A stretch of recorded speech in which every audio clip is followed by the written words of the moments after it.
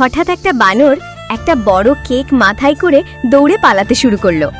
মানুষ শুধু এটুকুই দেখল, একটা বানর চুরি করছে, কিন্তু কেউ জানল না ও কেন চুরি করছিল। দৌড়াতে গিয়ে হোঁচট খেলো বানরটা, কেকটা পড়ে গেল মাটিতে। লোকজন ধরে ফেলল ওকে, মারধর করল। মাটিতে বসে নিঃশব্দে কাঁদল বানরটা। কিছুক্ষণ পরে উঠে গেল ও। আবার একটা দোকান, এইবার একটা বড় মাছ। মাছটা নিয়ে দৌড়াতে গিয়ে আবার পড়ে গেল, আবার মার। কাঁদতে কাঁদতেও চলে গেল সেখান থেকে। কেউ জানতো না এই বানরটা নিজের জন্য চুরি করেনি। রাস্তার ধারে একজন অসহায় মা, কোলে তার ক্ষুধার্ত শিশু, দুধ কেলার মতো 1 টাকাও নেই। এই বানরটাই ওদের জন্য খাবার জোগাড় করতে চেয়েছিল। পরে আর চুরি না, ঝালমুড়ি বিক্রি করলো। যা রোজগার হলো সেই টাকায় দুধ কিনল। চুপচাপ মা আর শিশুর পাশে রেখে দিল।